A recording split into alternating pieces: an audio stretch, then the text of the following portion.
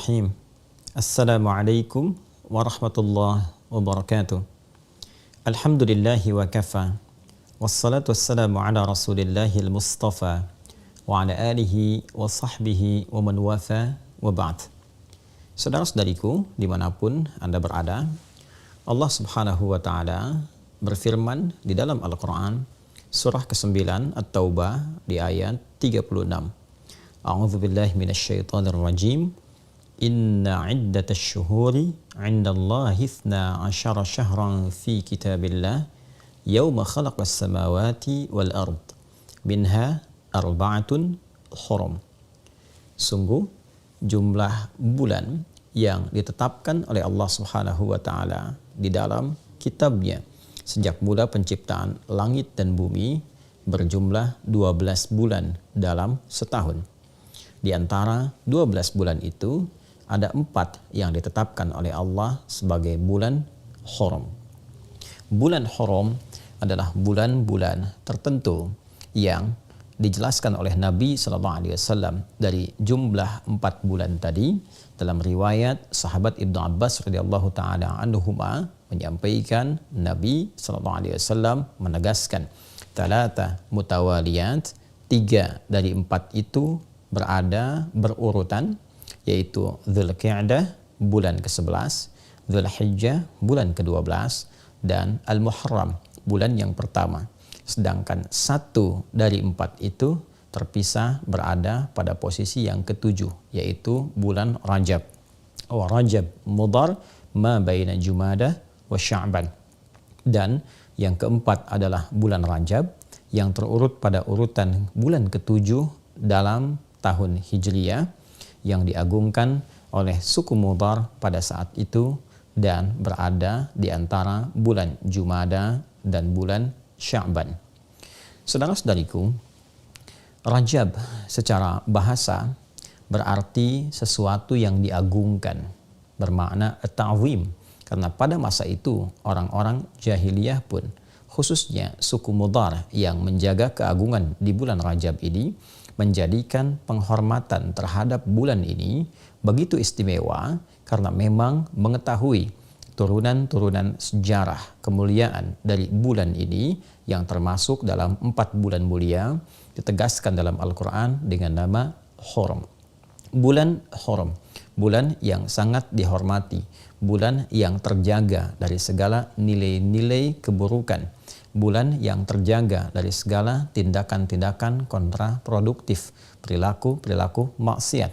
Bahkan untuk menjaga kemuliaan bulan ini pun, sejahiliyah-jahiliyahnya umat di masa lalu, mereka tetap menghormati bulan ini dengan mengadakan perdamaian di antara suku-suku yang bertikai. Mereka sepakat tidak berselisih di bulan ini, tidak berperang di bulan ini, dan berusaha untuk mengevaluasi kegiatan-kegiatan sehingga melahirkan harmoni dalam konteks kehidupan sosial. Karena itu, Allah Subhanahu wa taala memberikan keutamaan-keutamaan yang ditegaskan dalam Al-Quran, juga dijelaskan oleh Nabi SAW dalam tatanan-tatanan hadis beliau. Fala tazlimu fihinna anfusakum. Maka bila telah masuk di bulan-bulan mulia itu, Allah menegaskan pesan yang kuat kepada kita, jangan sampai kita berbuat zalim di bulan-bulan itu. Pemaknaan ini diterangkan oleh sahabat mulia Ibnu Abbas radhiyallahu taala anhuma, seakan memberikan kesan kepada kita menurut beliau sang penafsir Al-Quran yang dikukuhkan oleh Nabi SAW bergelar Turjumanil Quran. Beliau menegaskan di bulan itu adalah bulan tempat berlatih kita menunaikan amalan-amalan mulia, menjauhi perbuatan-perbuatan yang kontraproduktif, yang dengan penegasan ayat ini memberi kesan orang yang meningkatkan ibadah, mengukir perbuatan mulia, maka akan dilipat gandakan pahalanya, seperti halnya orang yang sengaja berbuat maksiat, maka berlipat pula dosa untuknya, karena ayat Al-Quran tegas mengatakan dalam bentuk larangan, fala tazlimu fihinna anfusakum.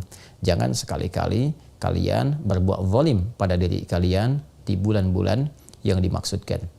Untuk itu, para ulama menghimpun petunjuk-petunjuk dari Rasulullah SAW terkait dengan keutamaan bulan mulia ini, khususnya Rajab yang kini tengah kita berada di permulaannya. Di antara kemuliaan yang dimaksudkan, banyak iringan-iringan amal soleh yang mungkin kita bisa kerjakan. Karena ayatnya, hadisnya tidak merinci apa saja yang bisa dikerjakan, ini memberikan petunjuk yang umum untuk dilakukan.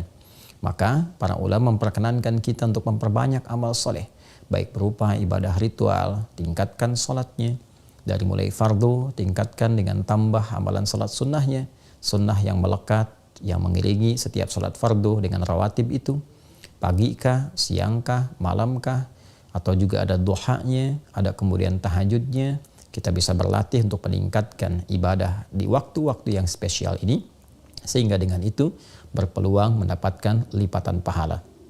Pun demikian, kita mencoba juga meningkatkan amalan lewat harta. Misalnya, ada jalan melalui harta dengan bersedekah, dengan infak, atau dengan pengetahuan, share pengetahuan.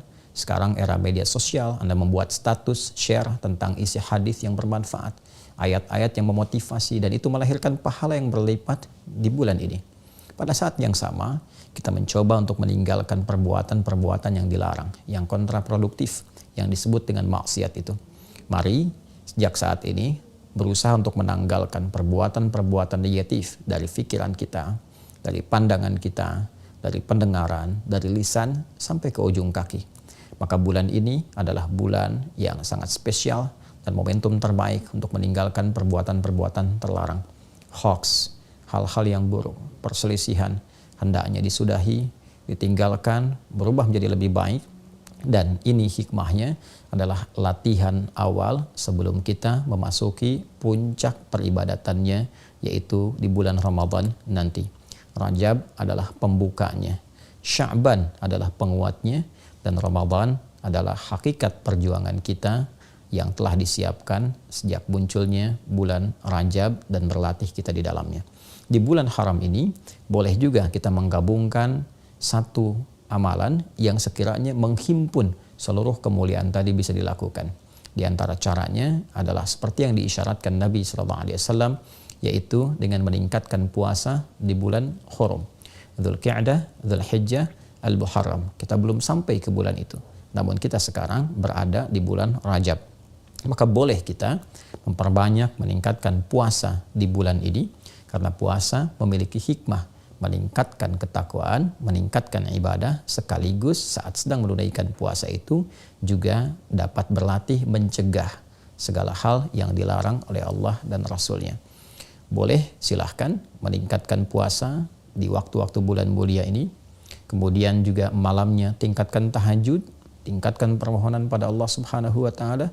Mudah-mudahan dengan meningkatkan amalan di bulan Rajab ini, malamnya kita tingkatkan, siang kita tingkatkan, tilawah kita tingkatkan, kemudian memberikan jejak kehusyuan dalam jiwa kita, meningkatkan kekuatan dan semangat untuk bertakarub kepada Allah, sehingga saat tiba Ramadan itu kita sudah lebih siap membiasakan diri dan beradaptasi dengan ibadah.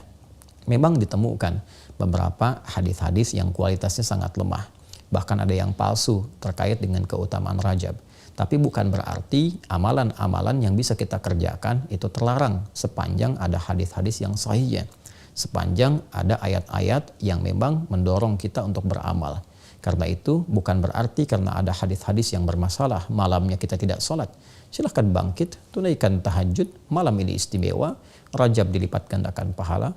Silahkan siangnya puasa karena ada hadis-hadis terkait dengan keutamaan puasa di bulan Hurum. Anda silahkan tingkatkan Seninnya, Selasanya, atau Senin Kamisnya, atau puasa Daudnya, atau bahkan Senin puasa, Selasa puasa, Rabu puasa, Kamis puasa, Jumat istirahat, boleh, tidak ada masalah. Niatkan puasa di bulan Hurum, spesifiknya untuk di bulan Rajab, dan mudah-mudahan Allah Subhanahu wa Ta'ala memberikan segala janji yang telah ditegaskan dan menjauhkan kita dari segala perbuatan maksiat. Saudara-saudariku, di bulan ini pula ada keutamaan-keutamaan yang tercatat di dalam sejarah dan menginspirasi kita semua untuk belajar. Di antara sekian banyak momentum yang terjadi, yang paling populer dalam satu riwayat, sekalipun ada perbedaan-perbedaan riwayat yang paling populer di bulan ini terjadi peristiwa Isra dan Mi'raj. Di bulan ini pula terdapat kemenangan Nabi SAW dalam perang Tabuk. Di bulan ini pula dibebaskan Masjidil Aqsa di bawah pimpinan Salahuddin Al-Ayyubi.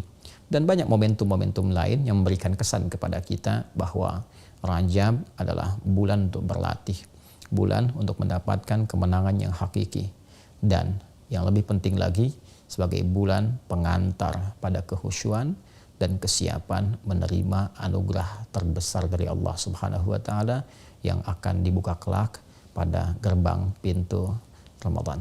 Semoga Allah Subhanahu wa taala memberkahi kita di bulan Rajab ini, memberikan kekuatan untuk beramal, memberikan pengantar kepada bulan Sya'ban, dan memberikan kebahagiaan dengan menyampaikan kita kepada bulan Ramadan yang akan datang menjelang dalam hitungan waktu yang bisa kita titi dari saat ini sesuai dengan ajal yang telah Allah tetapkan. Semoga kita dikuatkan, semoga diridhai, diberkahi, dirahmati, dan dimuliakan oleh Allah Subhanahu wa taala.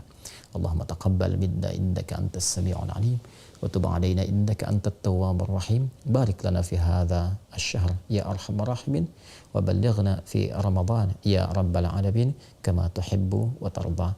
Wa sallallahu ala sayyidina Muhammad wa ala alihi wa sahbihi ajma'in. Wa akhiru da'wana subhanakallahumma wa bihamdika asyhadu an la ilaha illa anta nastaghfiruka wa natubu ilaik. Walhamdulillahi rabbil alamin. Wassalamualaikum warahmatullahi